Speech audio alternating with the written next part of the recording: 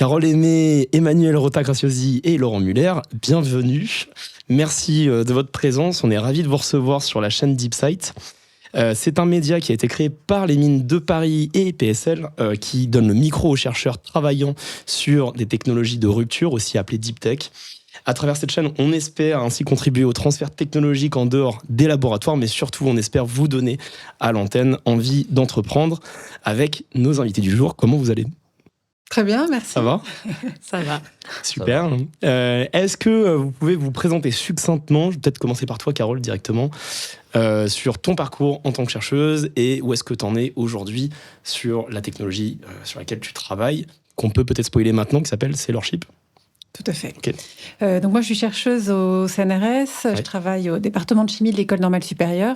Je suis biologiste de formation, mais j'ai beaucoup évolué au cours de ma carrière en utilisant des approches de physico-chimie et d'ingénierie chimique pendant une quinzaine d'années pour revenir un peu plus récemment sur des problématiques de biologie en utilisant ces méthodologies d'ingénierie chimique.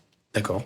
Donc Okay. voilà, maintenant on développe des dispositifs d'organes surplus dont on va parler un petit peu plus précisément donc avec mes collègues. D'accord, ok, très clair.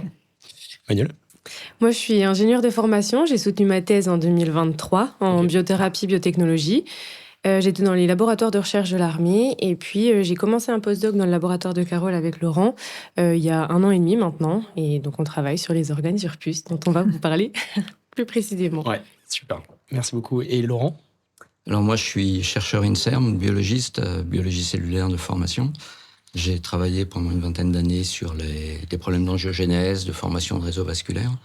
Et puis, plus récemment, j'ai pris une orientation d'ingénierie tissulaire, donc de fabrication de tissus en laboratoire.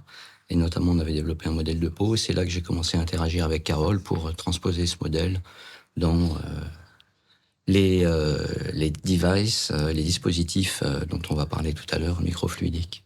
Ça a l'air déjà très intéressant exposé comme ça.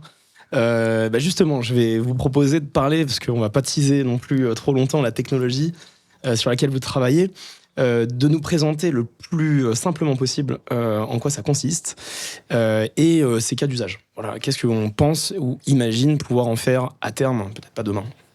Carole, si tu veux commencer. Oui, alors il s'agit donc de puces microfluidiques. Donc une puce, c'est un dispositif, un objet qui fait plusieurs millimètres, mais dont l'intérêt est un tissu, en l'occurrence, qu'on va placer au centre, qui fait quelques centaines de micromètres à quelques millimètres, et dans lequel on va faire passer un flux, d'où le nom microfluidique, donc un flux à ces échelles du micromètre. Okay. L'idée, c'est d'avoir un modèle in vitro qui va être de plus en plus pertinent par rapport au tissu in vivo pour faire de la recherche en biologie, de la recherche biomédicale.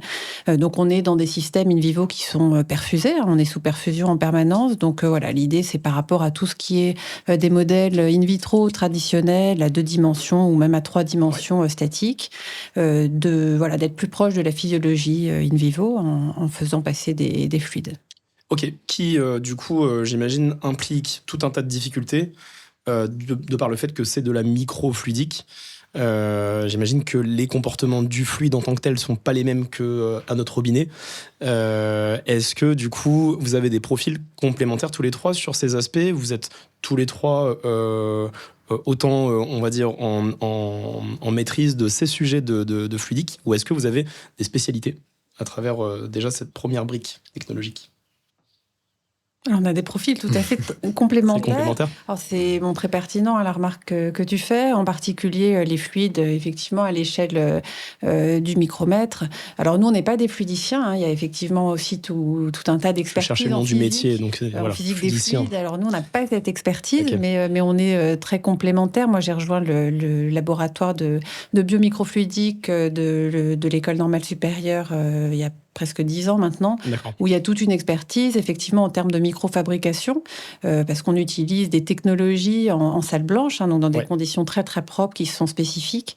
qui historiquement viennent des microprocesseurs, typiquement de l'ingénierie des microprocesseurs pour les téléphones, les ordinateurs. Et il y a des gens dans les années 90 qui ont trouvé que c'était tout à fait pertinent par rapport à l'échelle d'une cellule, en fait, et qui ont détourné d'une certaine façon toutes ces techniques de microfabrication pour la biologie. Donc moi, j'ai depuis une dizaine d'années cette expertise-là et je vais laisser mes collègues plus biologistes parler justement qui apportent cette expertise-là au projet. J'imagine. Emmanuel, du coup, de ton côté? Moi, je pense que je suis celle qui a le moins d'expertise, puisque je suis quand même toute nouvelle dans la recherche, disons. J'ai qu'un an et demi d'expérience après ma thèse. Mais moi, j'étais plus vraiment la biologie cellulaire, biologie plus... Oui, vraiment, en fait, utiliser le dispositif microfluidique, vraiment, c'est un outil, quoi. Je l'utilise, je le maîtrise parmi juste d'autres pour outils. l'utiliser. Voilà. Tu vas aussi travailler sur d'autres technologies ou d'autres... pour l'instant, tu te cantonnes à l'étude de cette technologie appliquée à la biologie ou pas forcément? Je dirais que c'est du coup le dispositif qu'on utilise, le dispositif qu'on utilise, il est quand même assez modulable dans le sens où on peut le changer, par exemple les entrées des flux, le nombre d'entrées de flux, le chemin des flux, et plus dans le sens où je travaillerai à l'adaptation de ce dispositif pour que ça réponde à nos questions, plutôt que d'essayer de comprendre exactement en détail quelle est la dynamique des flux mesurés. D'accord. Ça, je pense que je suis pas... j'irai voir quelqu'un qui maîtrisera mieux cette compétence que moi. Un fluidicien, du coup. Par exemple. En l'occurrence.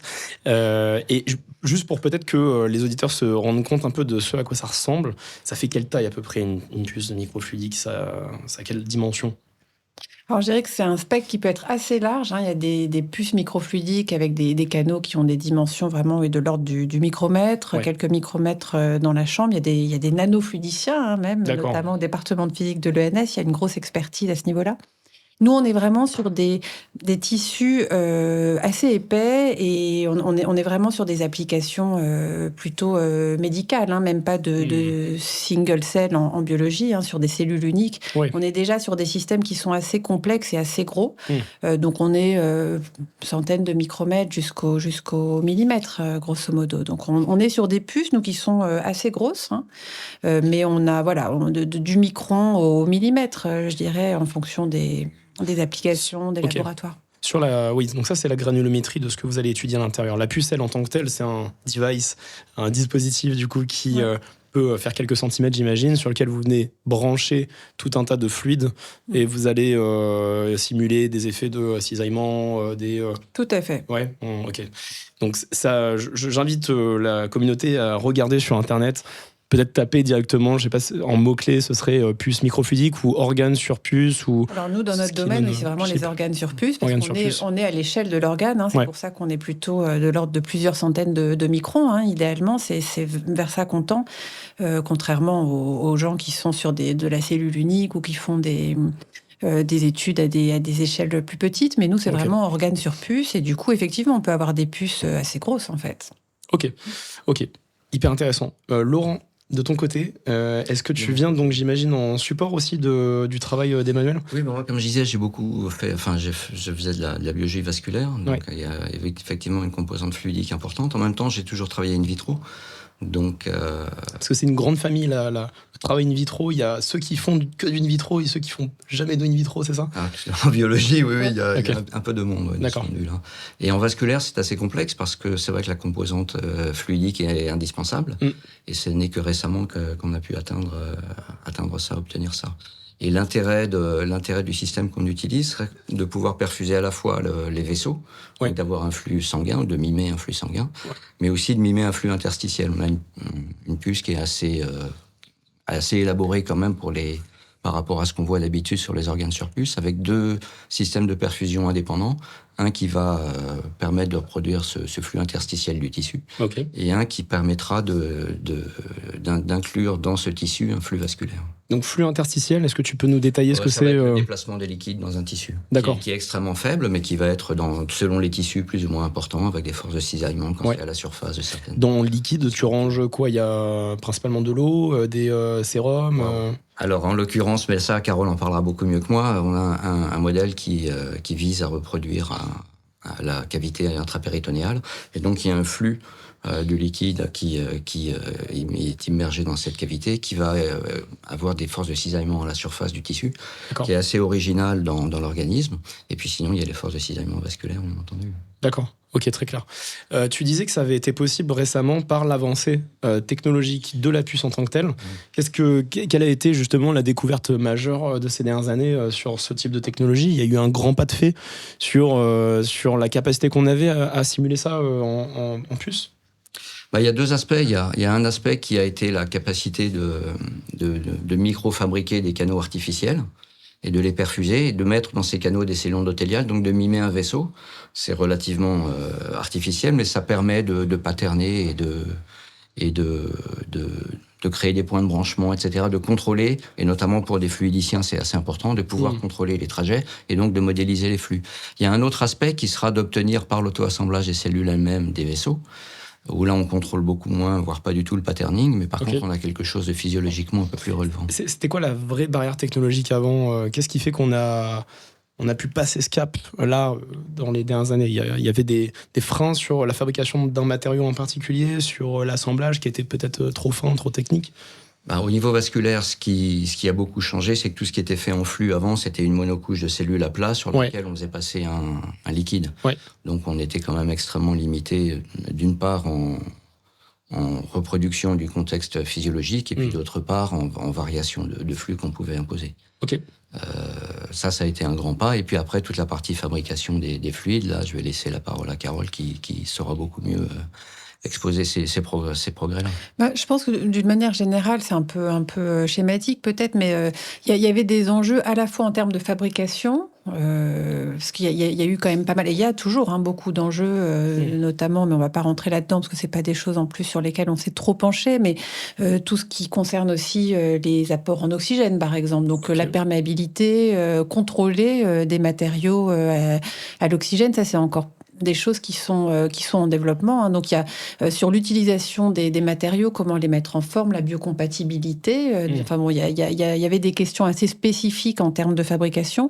Je pense que la difficulté aussi dans ces domaines, c'était des enjeux forts en termes de fabrication et en termes de culture cellulaire. Donc, c'est ce qu'expliquait Laurent. D'une manière générale, aussi aller vers des systèmes de culture tridimensionnelle qui sont pas forcément évidents. On parlera peut-être des aspects de matrice extracellulaire et de gel. Enfin, il y a des vrais enjeux en termes de biologie, et je pense que c'était aussi des barrières pour que les gens travaillent ensemble vraiment. Donc ça, je pense qu'on a fait vraiment beaucoup de pas dans ces dernières années. On le voit aussi dans les formations des étudiants, d'avoir aussi des gens qui sont capables de travailler ensemble avec et de relever les challenges en parallèle sur les deux aspects, quoi. D'accord.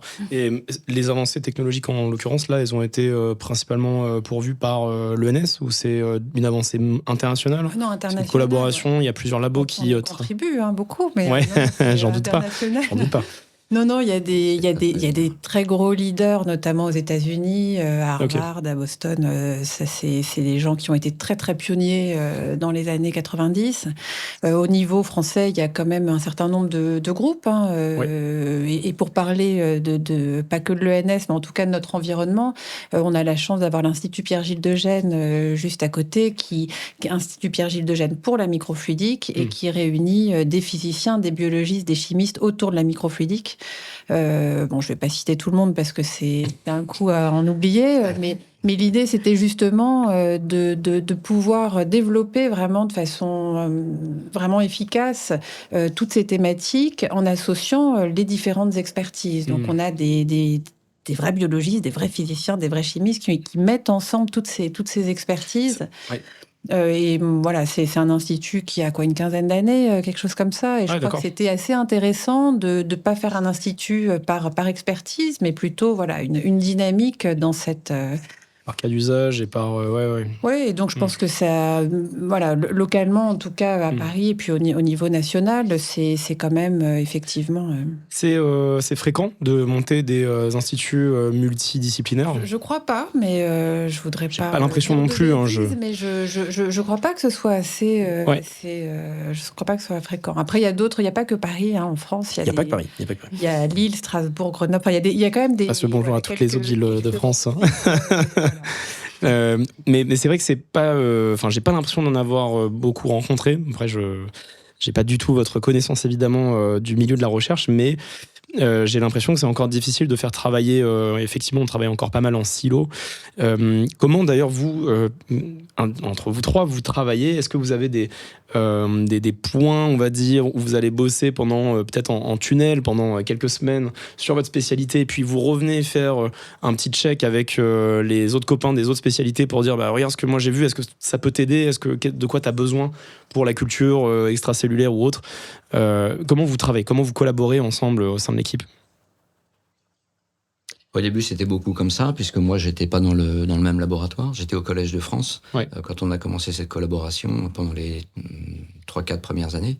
Et puis, depuis quelques mois, je suis directement à 50% dans le laboratoire de Carole. Et c'est vrai que ça change la manière de travailler. Après, c'est toujours... Il y a une phase de mise en place, c'est la deuxième fois que j'interagis avec des chimistes. Il y a une phase de mise en place qui est assez intéressante avec déjà une mise au point du vocabulaire et une mise au point notamment dans le cadre de la microfluidique. Ça me rassure. Qu'on tombe d'accord entre nous sur les dimensions et sur des notions aussi de pureté d'ingrédients, de pureté de réactifs. Ok. Les quantités de réactifs aussi sont pas toujours... Enfin, il y a plein d'ajustements qui sont assez intéressants. Et puis, il y a un peu cette partie-là, oui, on arrive chacun, en fait, avec... une méconnaissance du domaine de l'autre, même si on a lu des articles et que même si on voit ce qu'on veut faire. Et quand je vois la puce, en fait, le dispositif qu'on utilise, on entrera en détail, hein, mais globalement, on inclut dans ce dispositif qui est relativement commun quelque chose qui est microfabriqué par Carole. Et quand je vois la différence entre ce qu'on utilise maintenant et ce sur quoi on est parti les premières fois qu'on a discuté, je crois qu'il y a effectivement eu une marge de modification très importante, ouais. Et qui se fait un peu par à-coup, où chacun vient avec sa problématique, et d'accord. Exactement comme tu le décrivais. Et puis maintenant, c'est beaucoup plus avancé, c'est beaucoup plus interactif. On est beaucoup plus maintenant dans des aspects de microfluidique que de microfabrication pour les difficultés qu'on rencontre. Donc ça progresse comme ça. Ok. Et c'est très stimulant. C'est très stimulant, c'est très encouragé, les recherches, ouais. Transversales, jusqu'à un certain point. Et puis après, effectivement, comme vous le disiez tout à l'heure, au niveau de la génération de laboratoires et d'instituts, c'est plus complexe à mettre en place. Ouais, complètement. Hein. On est très encouragé à un niveau de travail et de projet. Mais dans les faits, à implémenter... Le passage à l'étape suivante est parfois complexe, je trouve.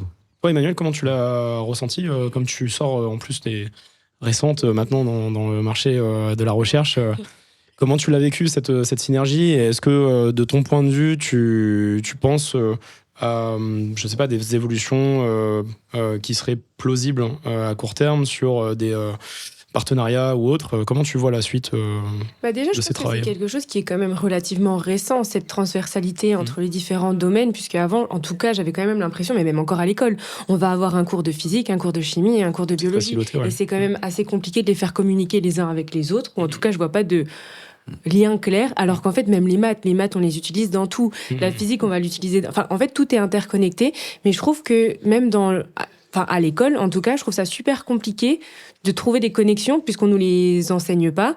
Et donc, en tout cas, pour ma part, c'est vraiment en grandissant dans mes études que je me suis dit, mais en fait, les maths, c'est vraiment la base de plein de choses.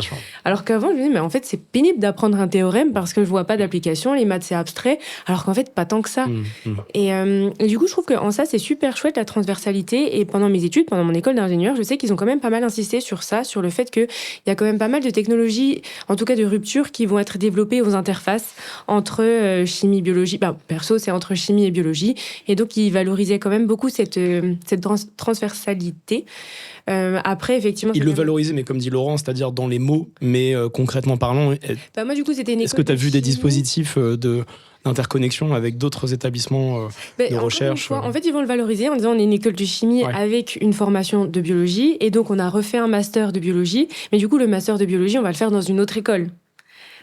Donc, en fait, une fois de plus, ils vont valoriser la transversalité. Mais comme là, il faut faire une collaboration entre des chimistes et des biologistes, mais on travaille, par exemple, dans un département de chimie, avec un département de biologie. Mais en fait, il n'y a pas de lien entre les deux, forcément. Et je trouve qu'en ça, c'est dommage, mais en même temps, c'est compliqué de mettre au point un laboratoire d'interface. Est-ce que, par exemple, vous avez une organisation en mode projet en ce moment où vous avez, je sais pas, un horizon temporel hyper détaillé, points sur lesquels vous devez avancer, etc. Est-ce que vous avez ce genre d'outils ? Et ma question, en fait, elle cache une deuxième question.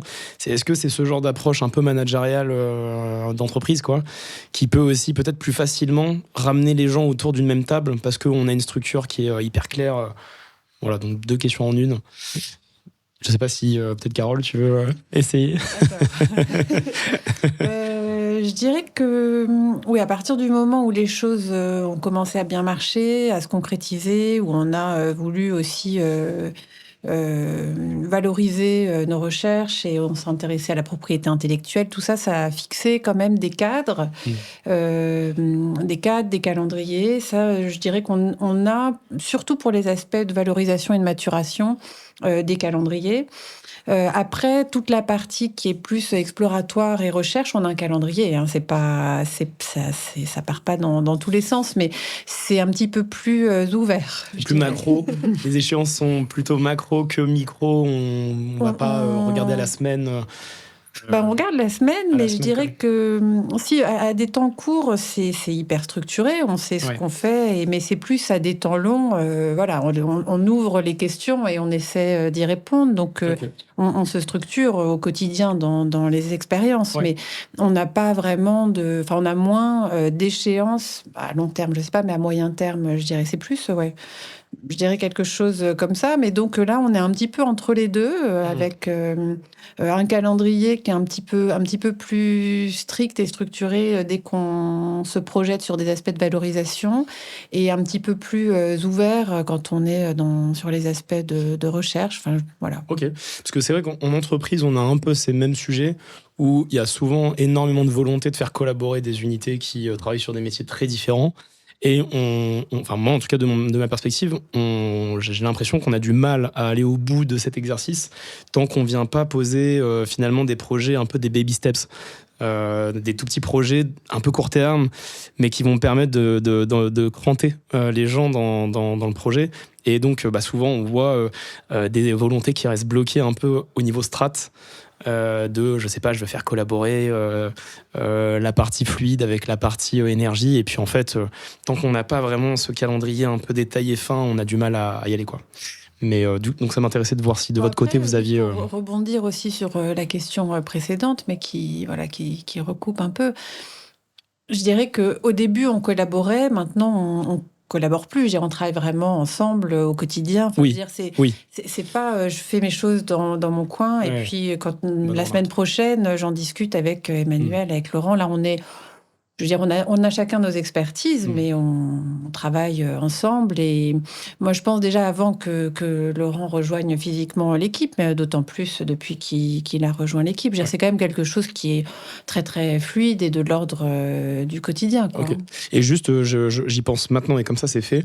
Est-ce que vous travaillez sur d'autres sujets en parallèle de la microfluidique, sur puce, skin on chip, etc.?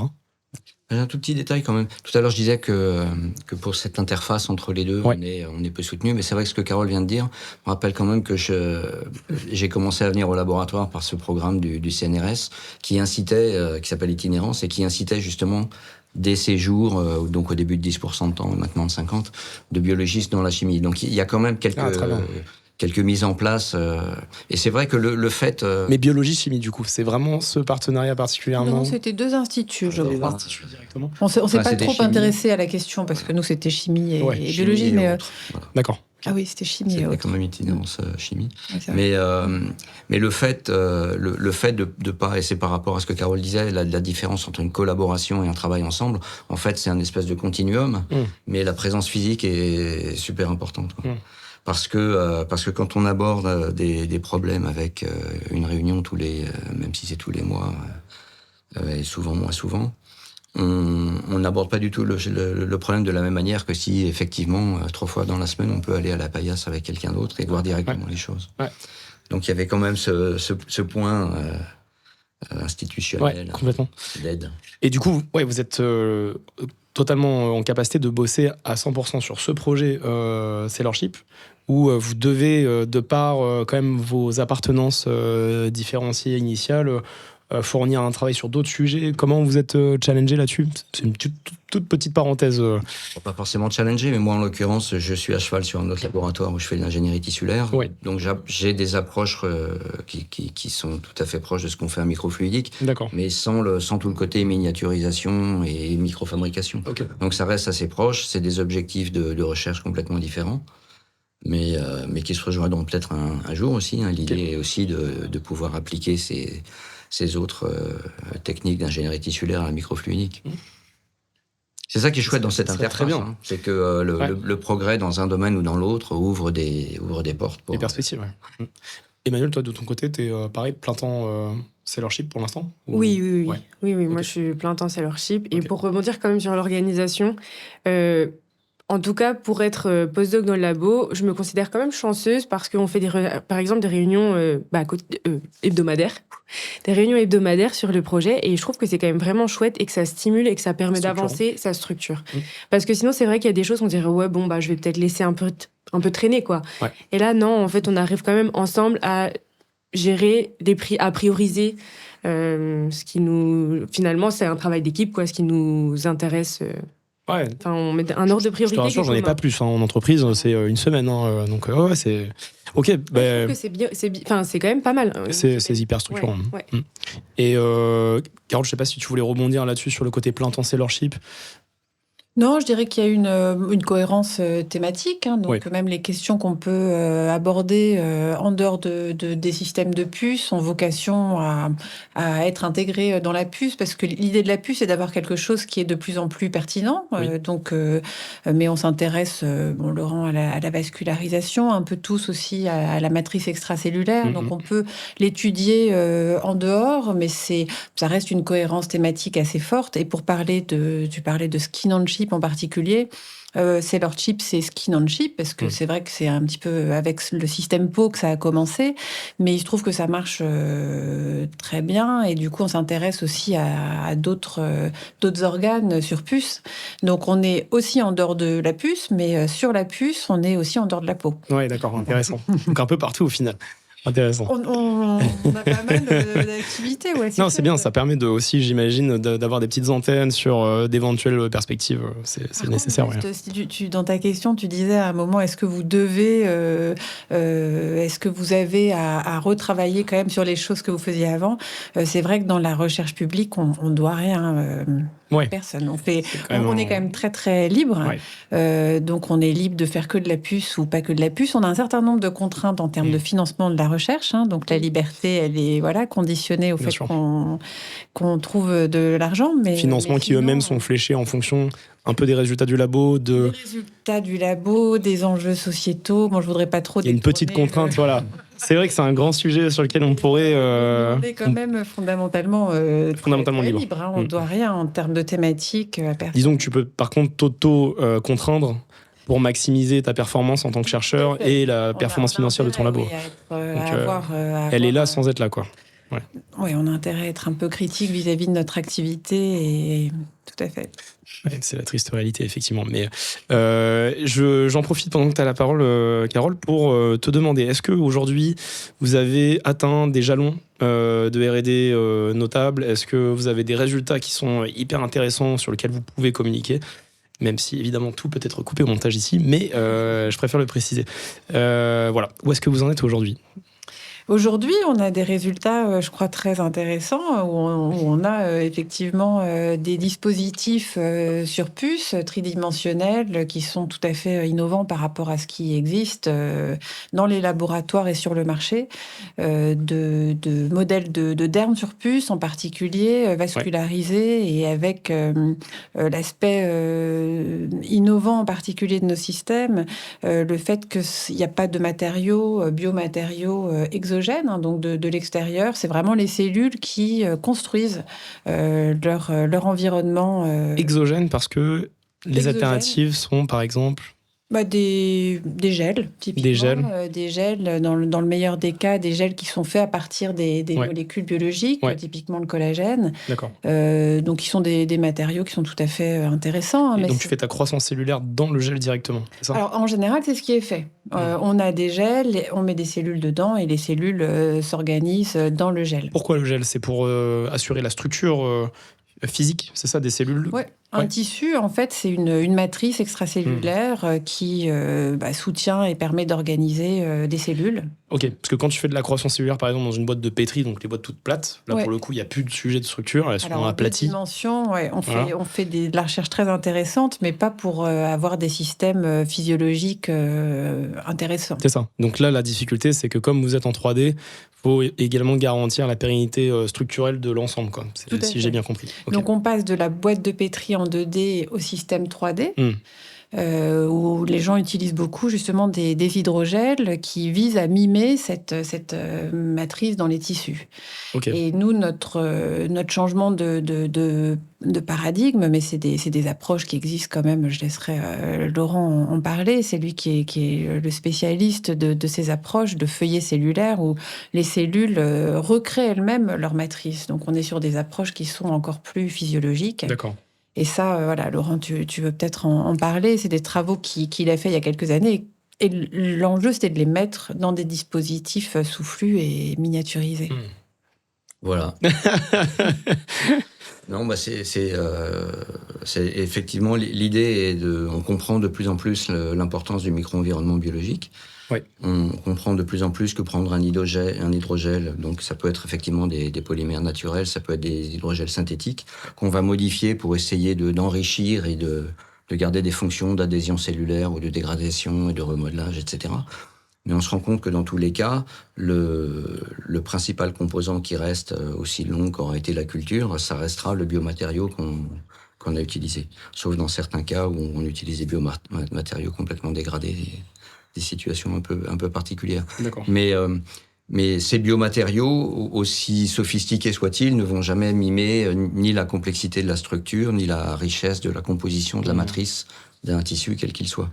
Donc en fait, l'approche que j'utilise, mais qui est une approche qui était déjà en cours, utilisée dans de nombreux laboratoires, notamment au Canada et au Japon, il y a énormément de recherches qui utilisent ces approches-là, sont basées sur le fait qu'on va faire fabriquer aux cellules tout le micro-environnement. Ah ouais. Donc bien sûr... Le feuillet cellulaire, du coup. Le feuillet cellulaire, voilà.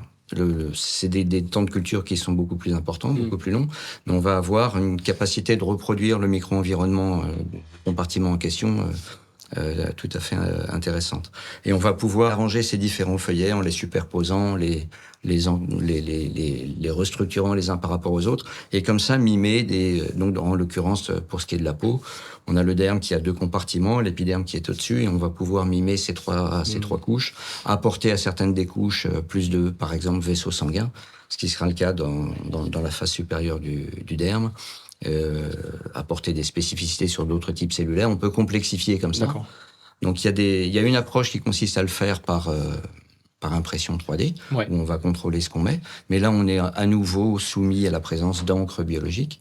Et nous, la technique qu'on utilise est d'utiliser des feuillets de différentes compositions qu'on va assembler pour reproduire la complexité d'un tissu. C'est intéressant.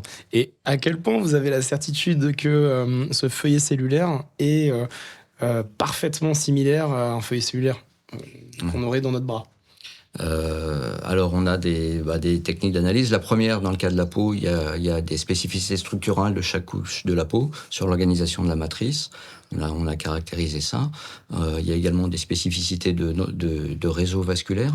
On n'arrive pas à tout reproduire encore, bien sûr, mais on arrive et on se rend compte en fait que le micro-environnement lui-même va encoder des signaux qui seront responsables de la densité d'un réseau vasculaire dans la couche supérieure et sa plus faible densité en dessous, par exemple. L'organisation du collagène est effectuée par des cellules, par les cellules elles-mêmes. Et donc, là aussi, dans la couche supérieure, qu'on appelle le derme papillaire, on va avoir une structure de collagène différente de ce qu'on a dans le derme plus profond. D'accord. Et ça, on le reproduit dans nos feuillets. Ah ouais. Okay. Donc il y a déjà cette composante structurale, la composition bien sûr, donc on a des analyses d'expression de gènes qui seront spécifiques de chacun de ces compartiments, et puis après on peut aller vers des tests fonctionnels. Des tests fonctionnels du type Dans le cas du derme, le dialogue qu'il va y avoir entre ces différentes couches, Ouais. La capacité, par exemple, au niveau de l'interaction entre le derme et l'épiderme, il y a une jonction qui va être ce qu'on appelle la jonction derme-épiderme, une lame basale, qui va avoir des composants qui viennent de l'épiderme, d'autres qui viennent du derme, donc des fibroblastes ou des kératinocytes. Et on va avoir la capacité de voir la mise en place de structures qui sont réellement liées à l'interaction entre ces types cellulaires, qui est beaucoup plus difficile à reproduire quand on travaille avec un hydrogel, puisque l'interface sera plus entre l'hydrogel et les autres cellules que entre les cellules et leur matrice et les kératinocytes. En faisant mes petites recherches de mon côté, je suis tombé aussi sur une étude scientifique que tu vas peut-être pouvoir nous expliquer si tu la connais. C'est une étude qui apparemment étudie la capacité de régénération d'un feuillet cellulaire qu'on viendrait sectionner. Je vais la retrouver, je les ai dans mes notes.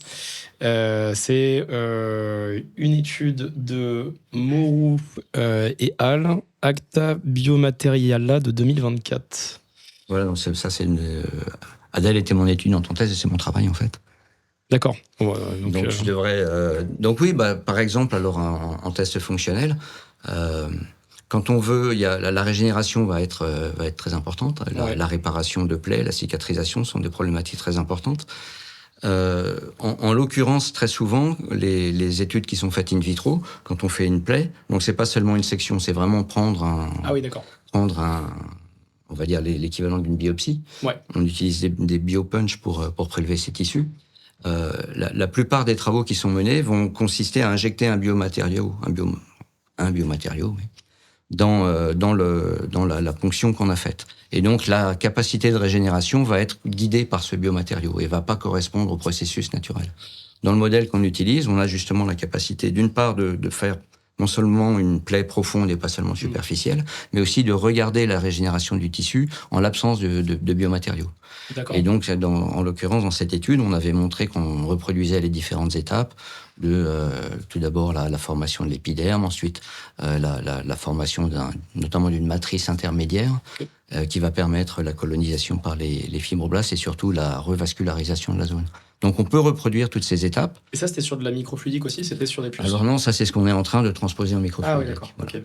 C'était pas encore dans la puce. Et puis la composante dans la complexification qu'il y a sera l'apport de cellules immunitaires qui sont aussi très importantes pour tous ces processus de régénération qu'on n'avait pas encore dans le modèle. Mais la microfluidique est vachement importante et intéressante pour ça parce qu'elle peut permettre, et notre technique de feuillet cellulaire peut permettre d'insérer des types cellulaires, notamment des cellules immunitaires entre différentes couches, ou bien de les envoyer par perfusion par les vaisseaux. Donc on n'y est pas encore, mais c'est des objectifs très clairs qu'on ne pouvait pas atteindre auparavant. Ok, très clair. Emmanuel, toi, de ton côté, est-ce que là, j'imagine que tu manipules beaucoup en ce moment. Est-ce que, même question, est-ce que tu as réussi à atteindre des jalons en matière de manipulation qui sont prometteurs si oui, sur quelle technique, etc.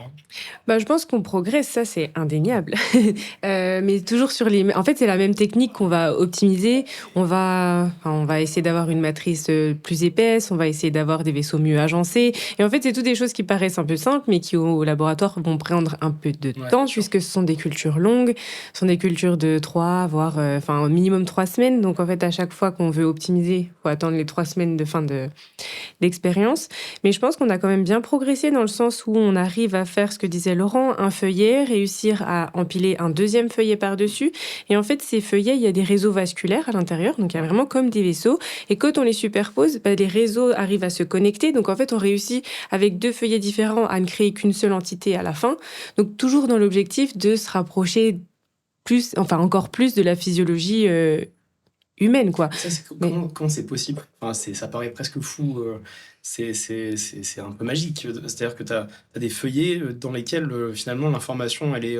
c'est, j'imagine, par le codage génomique, que tes cellules s'agencent comme on pourrait les retrouver dans un être vivant, c'est ça? Je sais pas si ma question est bête et naïve, mais moi je trouve ça quand même assez... c'est pas assez magique, mais c'est fascinant. C'est assez fascinant quand même. C'est assez fascinant. Oui. Et j'imagine que c'est le cas aussi pour les cas de blessures sur feuilles cellulaires. C'est un peu la même logique. Et ça vous a fait, quand ça a été vu, découvert pour les premières fois, ça vous a fait quelque chose de voir. Ouais. Bah, c'est toujours hyper stimulant. Enfin, j'avoue, quand on va au microscope, qu'on regarde et qu'on se dit, oh punaise, mais c'est incroyable, ça a marché, c'est vraiment trop cool. Ouais. Enfin, à chaque fois, je trouve que c'est hyper excitant, en tout cas, d'avoir quelque chose qui fonctionne. Et puis après, forcément, plus ça fonctionne et plus il y a de perspectives et plus ces perspectives sont intéressantes, en plus. C'est sûr. Donc, ouais, génial. non, c'est sûr. Ça, par exemple, il y a des expériences très, très amusantes qu'Emmanuel a faites, où on prend dans chaque feuillet, on prend des cellules endothéliales, donc les cellules des vaisseaux, dans lesquelles on va mettre un rapporteur fluorescent de différentes couleurs. Okay. Et puis quand on les superpose, on voit effectivement ces vaisseaux se connecter. Donc je pense que ce genre le jour où tu as passé quelques semaines à mettre tout ça en place, et le jour où tu vas au microscope, c'est effectivement sacrément stimulant de voir ces connexions, de voir la perfusion passer des cellules d'une couleur aux cellules de l'autre couleur. C'est très, très... Est-ce qu'on est un peu fou si on... Enfin, est-ce qu'on peut imaginer l'étape d'après qui est la croissance contrôlée, je sais pas, d'organes, jusqu'où on peut imaginer aller avec cette logique, si je transpose? Alors moi, je verrais deux aspects éventuellement. Déjà par rapport à ce que tu disais, le côté fascinant de la programmation, finalement, cellulaire, génétique, cellulaire pour faire un tissu. On se pose aussi, nous concrètement, la prochaine étape, des questions sur des environnements pathologiques, par exemple. Dans quelle mesure, si on prend des cellules d'une peau saine ou d'une peau pathologique, les cellules vont réorganiser un environnement sain et pathologique. Donc finalement, quels sont aussi les plus petits paramètres qu'on va pouvoir intégrer dans notre puce qui vont permettre de recréer un tissu fidèle d'un contexte. Donc ça, c'était un peu pour rebondir sur ces aspects de morphogenèse, en fait, de programmation. Après, ce qui se fait pas mal, nous, c'est pas des choses qu'on a encore vraiment abordées, mais je pense qu'on y viendra. Et il y a pas mal de laboratoires qui commencent à faire ça au niveau international. C'est aussi connecter des organes pour aller vers ce qu'on appelle, alors moi, j'aime pas du tout la dénomination, le human on chip. Donc, non plus être sur l'organe, mais sur l'intégration de plusieurs organes, parce que voilà, on se veut plus physiologique que les systèmes 3D, mais c'est vrai qu'il y a aussi une communication interorganes qu'on n'a pas, et qui est quand même une étape qui est absolument clé pour être quand même pertinent d'un point de vue physiologique. Donc voilà, il y a des enjeux comme ça qui commencent à être abordés avec un certain nombre de stratégies qu'on voit sortir dans la littérature au niveau national, aussi international. C'est vrai que je comprends pourquoi tu peux être un peu réticente au terme, parce que ça fait un peu penser au chip on human de, par exemple, Elon Musk avec Neuralink. Et c'est vrai que le transhumanisme fait encore un peu débat. Mais, chip on human. Chip on human, or human on chip. Choose your way. Il y a un autre aspect par rapport à ce que tu disais sur la croissance d'organes, qui est quelque chose... Nous, on travaille plutôt avec des cellules primaires, c'est-à-dire qu'on va récupérer des cellules adultes, les mettre en culture, les faire proliférer et travailler avec. Il y a tout un pan de biologie, alors là, ça s'est vraiment développé en parallèle de la microfluidique, qui est ce qu'on appelle les organoïdes, où on va partir de cellules souches, et stimuler avec différents facteurs de croissance, différentes conditions de culture, la formation d'organes. Donc on va avoir vraiment, à partir d'une population de cellules homogènes, différenciation en plusieurs types cellulaires et la formation d'organes qui peuvent alors croître. On n'en est pas encore à faire un organe entier, mais en tout cas on peut avoir au niveau cardiaque, il y a des choses très impressionnantes. On part de quelques cellules et après quelques semaines de culture, on a un cœur avec une cavité et une activité musculaire. Les cellules souches, du coup en partant de cellules souches de différents types, donc soit embryonnaires, soit avec des cellules souches inductibles. Mais c'est tout un pan de culture des petits bouts de tissu contractiles, avec une activité synchronisée. C'est vrai que c'est assez impressionnant. Par des collaborations à s'intéresser à l'insertion de ce genre d'organoïdes dans nos puces. D'accord. Et des choses qui sont plus pendant récentes. l'étape de croissance, tu dois contrôler tous les paramètres, potentiellement avoir besoin de dispositifs comme des micropuces, des puces microfluidiques ou... Oui, ça fait partie le fameux flux interstitiel dont on parlait tout à l'heure. Il va... Déjà, au niveau de diffusion de milieux de culture, quand on passe à 3 dimensions, on a des problèmes de nécrose, l'organoïde croît trop et donc il va y avoir nécessité de perfuser pour renouveler le milieu. Et puis on voit certaines conditions où effectivement le flux va permettre des étapes de différenciation qu'on ne verrait pas en conditions statiques, indépendamment de tout problème de mort cellulaire. D'accord. Donc on comprend pas encore complètement toutes ces étapes-là, mais il y a des choses. Mais Très potentiellement, intéressantes à faire. voir dans les prochaines années, ça peut. Oui, complètement. Des choses qui sont Ouais. en route. Ouais, on va voir des belles choses à mon avis, je pense, dans les prochaines années. C'est vrai que c'est un domaine qui est quand même super porteur, tout ce qui est organes sur puce. En plus, il y a quand même la réglementation animale qui tend à réduire de plus en plus l'utilisation d'animaux pour que ce soit pour tester des médicaments ou même pour, en fait, tout ce qui est fondamental, comprendre les mécanismes, etc. En fait, il y a une réglementation qui tend à les diminuer. En cosmétique, c'est plus autorisé. Oui. Donc, en fait, il y a besoin d'alternatives. Donc, l'un dans l'autre, il y a tous les progrès biologiques, chimiques, tout aux interfaces, plus le fait que la réglementation tende à trouver des alternatives. Les deux combinés, ça fait que ce sont des domaines qui sont effectivement assez Très bonne porteurs. transition. On l'a pas évoqué, parce qu'on parlait un peu des cas d'usage, c'est vrai, de la technologie. On n'a pas trop parlé de ce que ça permet d'éviter de faire. Et finalement, oui, tous les essais sur animaux. Tu parlais donc de l'interdiction d'essais en cosmétique sur les animaux. Ça date. En Europe. En Europe, ça date de. C'est 2013. tout jeune, c'est 2013, il me semble, ouais. Et il y a également la FDA là, qui récemment, en 2025, a également légiféré sur ce sujet. Je sais pas Alors, si je tu crois l'as que en c'est tête. pas une interdiction, C'est pas une interdiction, définitive, mais d'ici 2030, ils aimeraient vraiment réduire. Alors, je sais pas ce que ça veut dire, parce qu'il me semble vraiment pas que ce soit une interdiction, mais bref. C'est pour montrer, en tout cas, qu'il y a un dynamisme vers la réduction d'utilisation d'animaux, puisque d'une part, il y a quand même toute une question éthique, où on veut limiter ça, mais il y a toute une dimension aussi technique de pertinence biologique, physiologique, où même certaines molécules vont fonctionner très bien chez la souris. On se dit qu'on a un traitement contre le cancer, et en fait, quand on transpose ça à l'homme, ça fonctionne pas, dans le meilleur des cas, soit ça a même des effets secondaires. Donc en fait, dans ce cadre-là, ça pourrait, sans dire remplacer les animaux, mais ça pourrait être aussi en parallèle, faire des modèles plus relevants, plus humains, quoi. Ouais, plus réaliste. Plus réaliste, et plus proche de la réalité. Alors, pendant que tu nous racontais ça, effectivement, j'ai retrouvé la note, c'est le Modernization Act 2.0, qui est la feuille de route de 2025, du coup, qui effectivement vise à dérouler une stratégie sur la réduction des essais sur les animaux. Donc, pas d'obligation a priori, mais déjà une volonté, une structuration du légal, en tout cas aux USA, pour y mettre fin, on l'espère, à terme.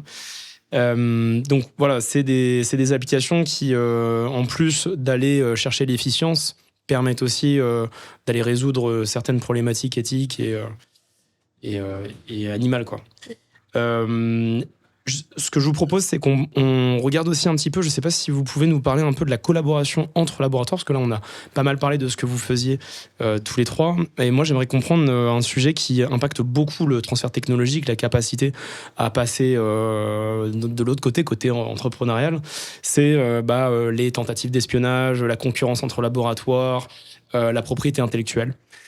Donc, je ne sais pas par quoi vous voulez commencer. On peut commencer peut-être par déjà, entre laboratoires, comment ça se passe ? Est-ce que vous avez un peu de concurrence qui se met en place ? Est-ce qu'au contraire, vous êtes dans une approche coopérative, collaborative, saine ?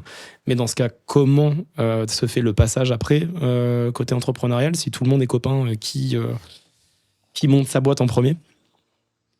Je dirais qu'on a plutôt des approches collaboratives saines. Après, on a des réseaux nationaux qui permettent de structurer la communauté aussi et qui sont assez efficaces. Je crois qu'on a été dans une conférence nationale la semaine dernière avec Emmanuel, où on a fait plein de rencontres. Je dirais qu'en plus, particulièrement dans ce domaine, comme on a tous des expertises différentes, on arrive assez bien à collaborer quand même. On a rencontré des gens qui travaillent sur le rein et qui veulent faire un rein sur puce. Bon, ils nous font, ça se complète complètement avec nos approches. Alors bien sûr, il y a d'autres personnes qui vont faire des reins sur puce en France, mais je dirais qu'il y a quand même beaucoup de place et les approches sont très différentes. Ce qu'on fait avec les feuillets cellulaires, par exemple, on est quand même très peu à avoir ce type d'approche. Le type de puce qu'on utilise, il est quand même assez spécifique. Moi, je le trouve super intéressant, mais il y a des gens qui vont vraiment développer d'autres systèmes pour regarder d'autres choses. Et donc, on se fait pas... Enfin, même à l'échelle internationale, il n'y a pas... tu sens pas une sorte de compétition interlaboratoire? Si, après, je pense que c'est des visions personnelles aussi. Ouais. Et moi, je vois pas trop les choses comme ça. Moi, je laisserai mes collègues parler. Mais non, après, tout ce qui est protection intellectuelle, je dirais que, enfin moi, la façon dont je le vois, hein, c'est très personnel. Encore une fois, c'est pas tellement protéger vis-à-vis des autres, c'est plus le protéger si effectivement on veut à un moment Capitaliser. ouais, capitaliser, enfin le transformer d'un point de vue sociétal, entre guillemets, il faut en passer par là. Donc c'est plus le protéger par rapport à transformer l'essai Ouais. et avoir un impact auprès Et des retombées. des cliniciens, auprès de la société. C'est pas tellement vis-à-vis de mes collègues que je Oui, d'accord. le protège, moi personnellement. Mais Beaucoup d'éthique en recherche. De votre côté, qu'est-ce que vous en pensez sur la compétition interlaboratoire? Je sais pas, c'est assez... Enfin, c'est vraiment très complexe comme question. Je pense que, comme disait Carole, on a un système, la partie microfluidique est assez originale par rapport à l'orientation que les puces prennent, que les puces qui ont été commercialisées jusqu'à maintenant ont prise. Nous, notre système est assez différent et cette originalité nous met un peu à l'abri de ces aspects-là. Enfin, c'est l'impression que j'ai pour l'instant, notamment pour dans le cas où on doit envisager un transfert vers la fondation d'une start-up et des choses de genre, on a un niveau d'originalité qui nous met un petit peu à côté. Différenciant. Oui, je pense que... Mais du coup, qui vous met aussi peut-être un peu à risque. Alors, pour l'instant, pas forcément, mais à terme, peut-être, oui. T'as regardé sur ton téléphone si t'avais pas un Pegasus ou... Non, j'ai rien regardé. J'ai pas très envie d'entrer dans ce genre de mode de fonctionnement non plus. Ah bah c'est sûr. Mais je pense qu'on est, en tout cas, on est à un stade où ça nous porte plus à progresser que ça ne nous inquiète. D'accord. Je pense que le stade de l'inquiétude vient au moment où les enjeux sont plus concrètement identifiés. C'est sûr. Là, c'est sûr. On a les enjeux, je veux dire, par rapport à la boîte et pas par rapport à la science ou à la mise au point, à l'amélioration des modèles et des choses de genre. De ce point de vue-là, on travaille plutôt dans des collaborations saines. C'est vrai que tu vois, côté énergie par exemple, tu as des enjeux tout de suite militaires, des applications souveraines, etc., qui sont hyper fortes. Et j'ai l'impression qu'il renforce beaucoup en fait la vigilance des chercheurs du secteur sur des possibles espionnages. Peut-être qu'en côté biomed, chimie, il y a peut-être un peu plus cet esprit partenarial parce que peut-être, alors moins pour la chimie, mais pour ces applications en tout cas sur puces microfluidiques, peut-être qu'il y a moins d'enjeux souverains. On n'est pas à l'abri d'être écouté bien sûr, mais je te rejoins peut-être un peu là-dessus. Il n'y a peut-être pas besoin d'avoir ce niveau de vigilance sur toutes les technologies et dans tous les secteurs. Mais je pense qu'on n'y est pas. Je pense qu'en plus, on est vraiment... Alors, c'est un domaine dans lequel c'est un peu plus facile de s'inscrire, dans le sens où on veut juste même mettre au point un dispositif qui puisse aider à tester les médicaments. On n'est même pas dans le développement de médicaments, donc on n'est même pas avec des concurrents qui veulent nous voler la formule chimique, par exemple. On n'est pas non plus dans comme tu disais, tout ce qui est militaire, il y a tous les risques auxquels on pourrait être exposé. Mais là, c'est pas le cas, en fait. On est vraiment en train d'élaborer quelque chose qui pourrait ensuite bénéficier à la communauté. Ouais. Donc, on s'inscrit quand même dans une thématique un peu gentille. Oui, tu pourras jamais contrôler l'usage d'un outil. De toute façon, il sera potentiellement toujours détourné si c'est pour fabriquer des pathogènes pour des armes chimiques, biologiques. Bon, voilà, ça, c'est... Malheureusement, c'est complètement hors de portée. Mais donc, plutôt un point de vue positif là, de ce que j'entends de vous trois sur la manière dont ça se déroule. C'est vrai que nous, à l'extérieur des laboratoires, on a parfois l'impression que ça s'espionne comme des industriels, quoi. Alors qu'en fait, en réalité, j'ai l'impression beaucoup plus de coopération et d'éthique de recherche. Puis je pense qu'il y a des telles spécificités, c'est ce que disait Laurent, c'est quand même compliqué à espionner et réussir à le refaire. Parce que alors même des fois, quand on a des articles scientifiques, tout a été publié, il y a le protocole dans l'article, on est incapable de refaire la même chose. Ah, ça, c'est intéressant.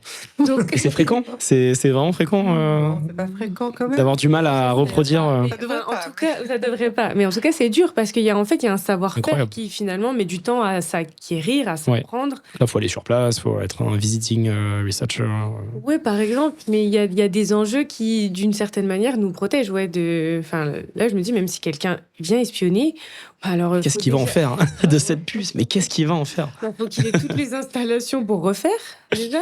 Il faut qu'il y ait quand même un environnement propice à... Oui, il faudrait vos homologues en termes de compétences aussi, c'est pas facile à trouver. Non, mais c'est évident. Faut pas trop fantasmer là-dessus, mais c'est des questions qui se posent sur certaines technologies où la souveraineté est vraiment au centre du développement. Ce que je vous propose, c'est qu'on passe sur la partie transfert technologique. Alors, vous travaillez avec des collègues de ma promotion au Master Deep Tech des Mines sur ce projet pour éventuellement explorer la possibilité d'une retombée vers un marché. Où est-ce que vous en êtes aujourd'hui sur ce transfert technologique? Est-ce que vous avez breveté? Est-ce que c'est pas dans vos plans? Est-ce que vous avez commencé à démarcher, faire des interviews, récolter des lettres d'intention, etc. Qui veut commencer? Je commence. Juste pour parler des brevets, on a déposé 2 brevets, effectivement. 2 brevets européens, c'est ça? Européens, là, on est en phase internationale pour les 2. Et donc, il y en a un qui... Ça, c'est pris en charge par l'Institut Ça, c'est pris en charge par l'ENS. le service de valorisation de l'université PSL. D'accord. L'ENS fait partie d'une université fédérale, comme on dit, qui s'appelle Paris Sciences Lettres, donc PSL, avec un service de valorisation qui est assez dynamique et qui s'occupe de nous depuis quelques années. C'est le même service que la SAT, la Société d'accélération et transfert technologique, ou c'est 2 entités distinctes? Je ne saurais pas vous dire. Je crois que c'est l'équivalent de la SAT, mais qu'au niveau PSL, ça ne s'appelle pas SAT. Ça s'appelle l'unité Valo. L'unité de Valo PSL, mais... D'accord. Et donc, on a deux brevets internationaux en dépôt.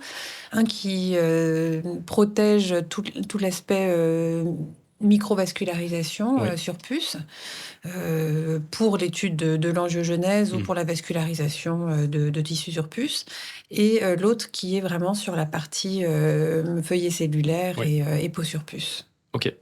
Donc voilà pour les brevets. Et effectivement, on a un trinôme d'étudiants du Master Deep Tech qui travaillent avec nous depuis le début de l'année et qui a beaucoup développé notre portefeuille de contacts industriels. Et donc, on a eu un certain nombre de contacts. Je sais pas. Travaille très très bien au Master Deep Tech. Des gros bosseurs. Et du coup, ça vous amène des perspectives sérieuses de transfert Ça nous amène tout à fait des perspectives sérieuses. On a eu des contacts avec des grands groupes cosmétiques en particulier, laboratoire aussi médical, enfin on ne faut peut-être pas citer des noms, mais où on a signé effectivement des accords de confidentialité, des NDA, et pour le moment avec une volonté de peut-être déployer un premier POC, un premier Proof of Work, Proof of Concept, chez cet industriel. Je dirais que ça, on l'a, et on travaille déjà avec un industriel, à vrai dire, qui là finance une thèse à commencer en octobre prochain. Donc on a déjà un partenariat industriel. Je dirais que la preuve de concept, on l'a déjà. Là, on a quand même, on est dans un stade qui est quand même relativement avancé. L'idée, c'est après, en fonction des besoins des industriels, orienter, adapter notre système sur des problématiques, par exemple de vieillissement ou d'une pathologie donnée. C'est vrai qu'on discute avec des industriels, ils vont nous dire est-ce que vous êtes capable de reproduire une peau âgée, jeune pour ils vont avoir une demande très spécifique. Oui, assez spécifique sur la partie unitaire aussi. Donc voilà, l'idée c'est plus de développer en fonction des attentes des industriels par rapport à une problématique donnée. D'accord. Parmi vous 3, qui a été le plus sollicité justement dans ces exercices de transfert techno et d'exploration du marché? À ce niveau-là, on n'est pas très efficace parce qu'on y va à 3. Un peu tous les 3. Donc, Tous les 3 très intéressés par cette possibilité. Oui, puis avec nos spécificités aussi. Donc, Bien sûr. Votre prisme de lecture. Voilà, je pense qu'Emmanuelle, elle s'implique beaucoup là-dedans. Et puis, voilà, nous, on réfléchit aussi, on est dans une démarche de plus en plus active pour chercher aussi des partenaires qui rejoindraient l'équipe et qui s'occuperaient aussi de ces aspects-là, parce que ça prend énormément de temps et c'est un métier, en fait. Donc, Complètement. on n'a pas forcément ces compétences, mais tu veux peut-être ajouter...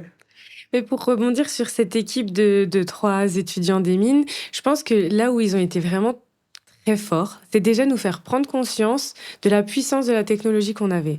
Et en fait, c'est quelque chose que nous, on sait au laboratoire qui est vraiment trop chouette, mais en prendre conscience dans le sens où ça peut être ça peut se valoriser, quoi. Et ben ça, parce que en fait, je pense qu'on avait aussi cette vision un peu de chercheur de, on n'a toujours pas le produit final, donc je vois pas ce qu'on va vendre. Exact.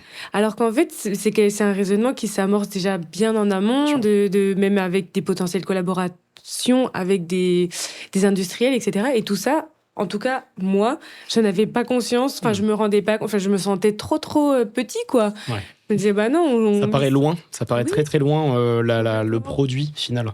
Complètement. Et en fait, c'est vrai que même prendre conscience de à quel point on peut se différencier, parce que c'est vrai que quand on voit d'autres concurrents, des gros acteurs du marché, on se dit, mais on n'a aucune chance. Enfin, ils ont tellement, ils ont le marché presque. Ouais. Mais en fait, tu te rends compte que on a vraiment des différenciations qui nous permettent de, si, en fait, on a nos chances, on a quelque chose.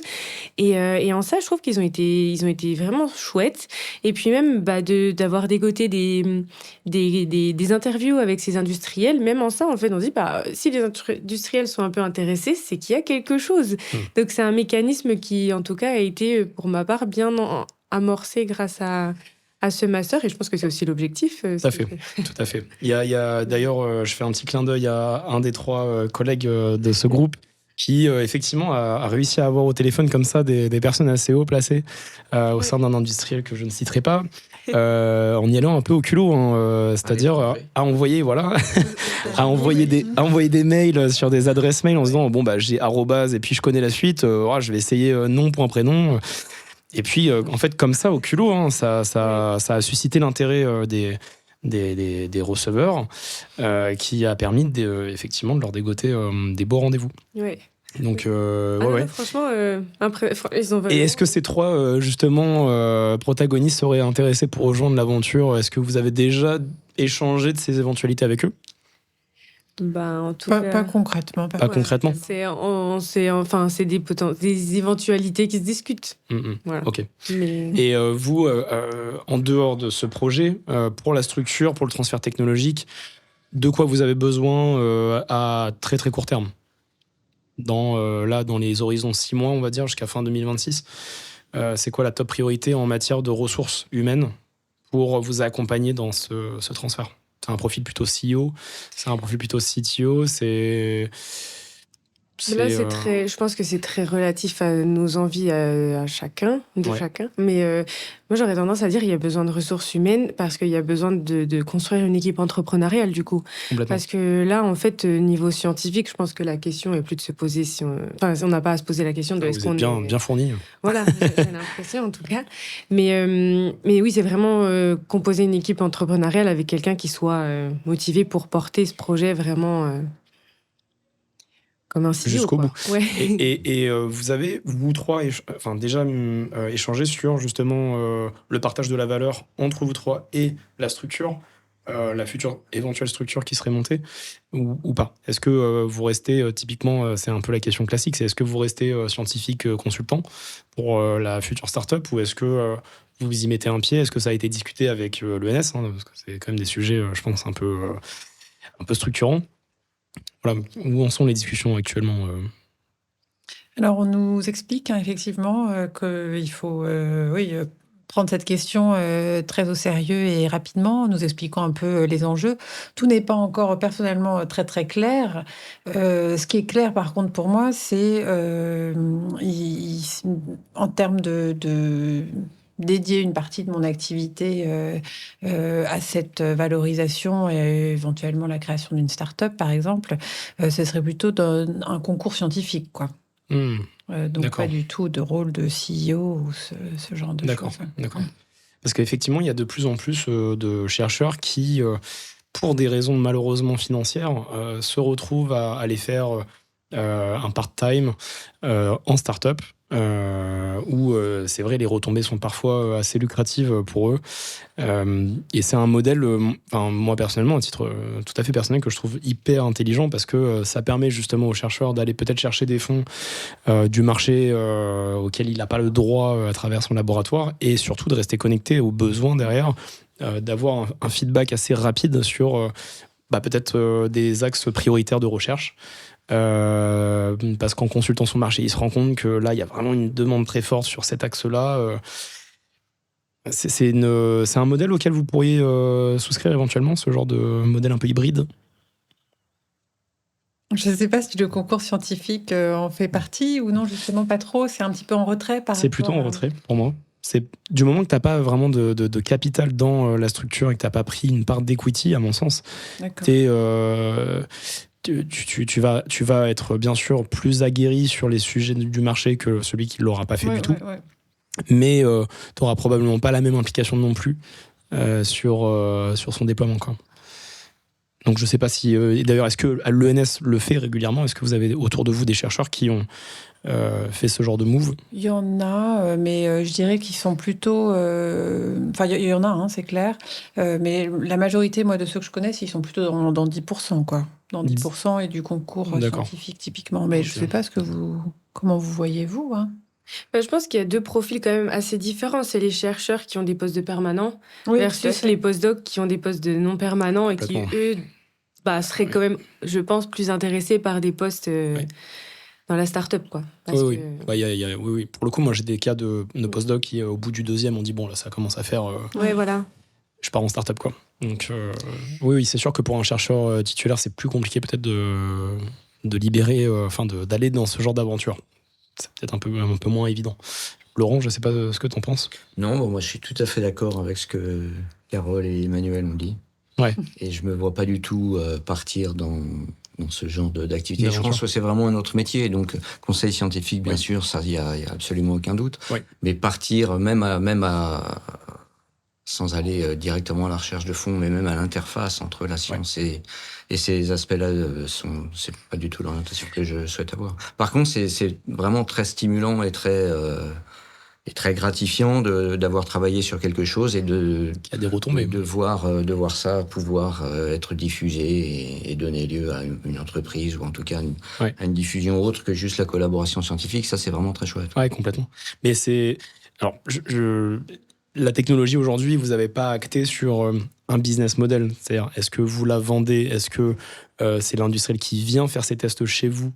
Et tout ça, j'imagine, n'est pas encore tranché. Est-ce que vous, de votre point de vue de chercheur, vous avez des points de blocage en disant, moi, par exemple, cette technologie, il est hors de question qu'elle parte chez un industriel qui en fera un peu ce qu'il veut.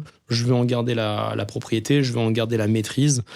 Parce que si c'est le cas, dans ces cas-là, effectivement, ça peut, avec un futur CEO potentiel qui, lui, aura peut-être sa vision du marché et du business model, ça pourrait rentrer en contradiction avec lui, quoi. Et du coup, est-ce que là-dessus, vous avez déjà réfléchi à des business models Ça, on y réfléchit, principaux? effectivement. C'est le point sur lequel on nous a demandé de réfléchir très rapidement, parce que c'est vrai qu'on ne s'était pas posé la question forcément en ces termes-là. J'ai l'impression qu'on est assez ouvert, on est plus dirigé par des aspects quand même de faisabilité et assez pragmatiques, parce que ce que disait Emmanuel tout à l'heure, c'est quand même techniquement des cultures qui sont assez complexes, qui sont assez longues. Donc on envisage le temps de culture, on n'en a pas parlé. 3 semaines minimum. En gros, 3 semaines.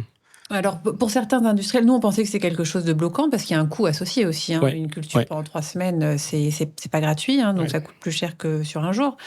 En fait, il y a beaucoup d'industriels qui nous ont dit que pour eux, c'était absolument aucun problème parce qu'ils se rendent compte aussi du saut qualitatif que c'est. Donc ça, c'est intéressant aussi d'avoir les retours des industriels. Okay. On pensait que c'était un point très bloquant et en fait, il s'avère que pas tellement en fait. Ça reste malgré tout techniquement difficile à mettre en œuvre, donc on n'envisage pas forcément que les industriels veuillent avoir ce savoir-faire et faire les choses chez eux avec les structures, enfin les infrastructures nécessaires. Donc c'est pas tellement qu'on veut ou pas laisser partir la techno, c'est que c'est pas tellement évident que les industriels veuillent avoir ça à domicile. Ouais. Donc ça resterait quand même concrètement plutôt chez nous, dans notre modèle économique. La question après de savoir si on vend un produit, si on vend un service, là c'est pareil, on n'est pas tellement bloqué a priori sur le principe, mais il y a une réalité. Si c'est du service, ça veut dire que c'est d'autres infrastructures, c'est une autre main-d'œuvre. Je veux dire, faire du service à façon, c'est pas. C'est aussi c'est aussi un challenge. Ouais, puis c'est plus du tout les mêmes dimensions. Je veux dire, il faut du monde pour. C'est sûr que si on part sur un produit à l'heure actuelle, on est plutôt sur un produit standardisé parce que c'est aussi ce qui est économiquement le plus viable. Donc si tu l'externalises sous forme de licence du brevet, vous vendez le brevet. En fait, je crois que c'était quand même une question. Ouais, c'était une question en discussion parce que en plus, au-delà du brevet, il y avait tout le. Est-ce que la question de protéger aussi le savoir-faire, parce que c'est quelque chose qui, je pense, est Il y a hyper autant de valeur important. que les démonstrations scientifiques sous-jacentes. Et d'une certaine manière, en fait, le service. Ça permet de se protéger, en fait, de faire du service, de faire que ce soit des prestats où, admettons, on a un modèle de peau qui est complet et puis juste des industriels vont nous envoyer différents principes actifs à tester. Ouais. Alors là, ce serait que de la presta, mais je pense que quelque chose qui pourrait être aussi hyper intéressant, ce serait plutôt des contract research, des contrats de collaboration avec des industriels qui financent, en fait... Comme les CRO, recherche. Du coup. Ouais, exactement. Ouais. Les contract research organization. Exactement. Je pense que c'est quelque chose qui pourrait être plus simple, en tout cas dans un premier temps, parce qu'en fait, même vendre le produit comme ça, je me dis, rien que ça va prendre des plombes à imaginer comment on peut l'envoyer et qu'ils le reçoivent. Rien que ça, en fait, je trouve que techniquement parlant, je pense qu'il y a un gap. C'est évident. Mais donc, oui, il y a quand même ce souhait d'internaliser pour garder ce savoir-faire. Globalement, ça serait. Je pense que dans un premier temps, ça serait quand même intéressant. Ouais. Et à voir en fonction des volumes, peut-être de demande et du boom marchand que représenterait la sortie de la puce, ce qu'il faudra en faire. Mais ok, donc c'est encore plutôt en discussion. Globalement, sur comment vous vous positionnez à la fois sur la propriété intellectuelle, à la fois sur une éventuelle valorisation. Et puis on a la chance d'avoir, donc effectivement, si je reviens tout à l'heure à ce qui était dit sur le travail avec les 3 étudiants de Deep Tech, on avait en parallèle un peu avant l'arrivée d'Emmanuel commencé à réétablir ses contacts avec des industriels. Donc on a la chance d'avoir en parallèle ces 2 aspects. Eux ont énormément stimulé, comme c'était dit tout à l'heure, tous les échanges, les nouveaux contacts, etc. Et puis on a, et là je rejoins la discussion que vous aviez là, la chance de faire une espèce de galop d'essai par une interaction sur plusieurs années sur les 3 prochaines années avec cet industriel pour voir dans quelle mesure justement à quelle étape est-ce que il sera le plus intéressant ou le plus judicieux de passer à un transfert ou de commercialiser un produit. Ok.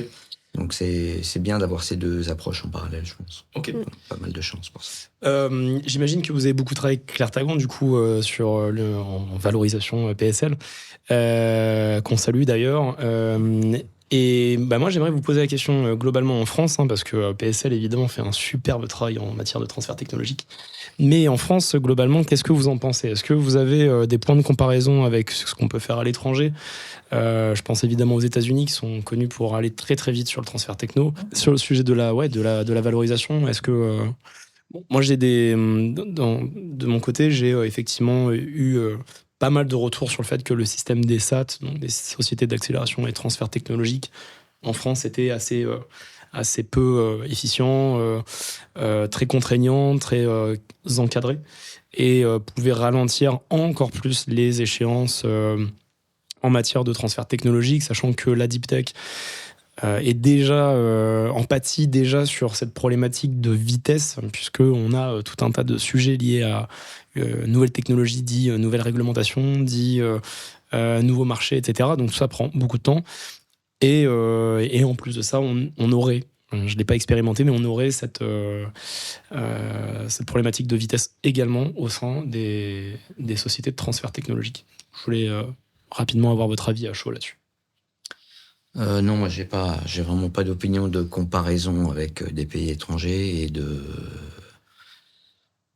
vitesse de transfert, etc. J'avais déjà travaillé avec des industriels dans deux contextes très différents, une fois plutôt pour avoir une activité de service de test de molécules, et puis ensuite pour mettre au point un modèle de travail, d'études. Dans aucun des cas, j'étais impliqué avec la propriété intellectuelle ou des choses de ce genre. Donc, j'ai jamais eu recours avant ce service-là. Ce qui est certain, c'est que dans le cas de PSL, ou donc c'est pas une SAT, mais un service de valorisation, ils sont extrêmement, alors moi je trouve efficaces pour l'instant, et puis supportifs et proactifs, quoi.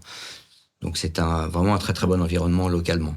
Ça, celui-là. Oui, aussi bien sur des formations qui s'adressent un peu à tous. On n'est jamais très nombreux parce que la communauté finalement autour de PSL Valo est relativement petite. Mais donc aussi bien des formations un peu collectives qu'un suivi vraiment particulier. On a vraiment des contacts directs très très faciles avec des retours très très rapides au quotidien. Enfin dès qu'on a besoin, sur tous les aspects. Donc c'est vrai que c'est... On était même impressionnés, je dirais, au début, de se dire, mais en fait, il y a plein de gens qui veulent nous aider. Enfin, c'est gratuit, tout ça. Pourquoi vous voulez nous aider? Mais pourquoi? Ouais. Ok, donc chouette. Ouais, c'est positif. Dernière question pour clôturer cette super interview sur le panorama globalement des deep tech. Est-ce que vous avez des unités de recherche, des chercheurs, des technos que vous me recommandez d'aller explorer pour un prochain épisode? C'est super dur. Ça peut être connexe à votre sujet de techno, hein, sur des perspectives prometteuses. Faut qu'on fasse de la pub aux autres projets de primates. Ah bah... Il y a Natacha, qu'on a rencontrée du coup dans le cadre de PSL Valo. En fait, vu qu'on on a des formations avec d'autres sujets en prématuration, je pense que ça peut être d'autres projets assez porteurs finalement qui sont encore au stade de prémat, quoi. Ok. Eh ben, on se rapprochera de Natacha dans ces cas-là. Et puis, j'ai plus qu'à vous souhaiter beaucoup de réussite pour la suite de ce projet. Si évidemment à l'antenne on a des profils du coup qui seraient intéressés pour vous démarcher, n'hésitez pas à nous contacter pour qu'on puisse vous transférer les coordonnées.